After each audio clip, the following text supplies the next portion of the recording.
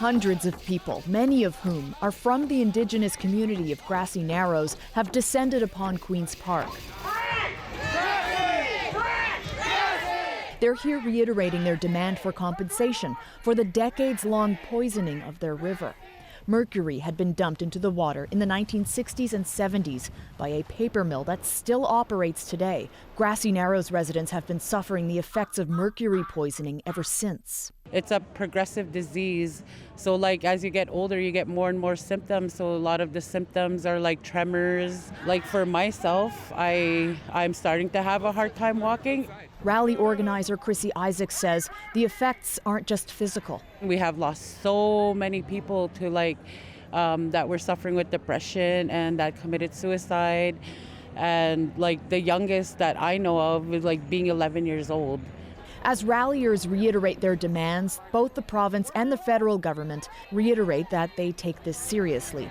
And, quote, what happened to the people of Grassy Narrows is a tragedy. All levels of government must work together to do better for Indigenous people. But remediation of the river is ongoing, and so is the construction of that mercury poisoning care home the federal government promised.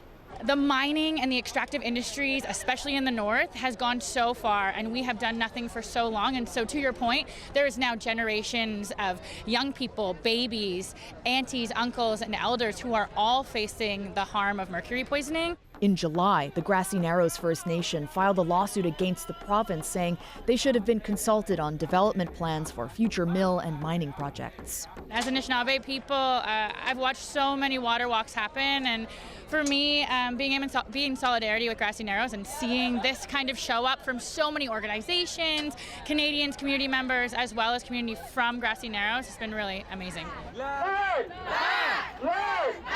Advocacy for Grassy Narrows will get louder and larger until justice is brought to that community.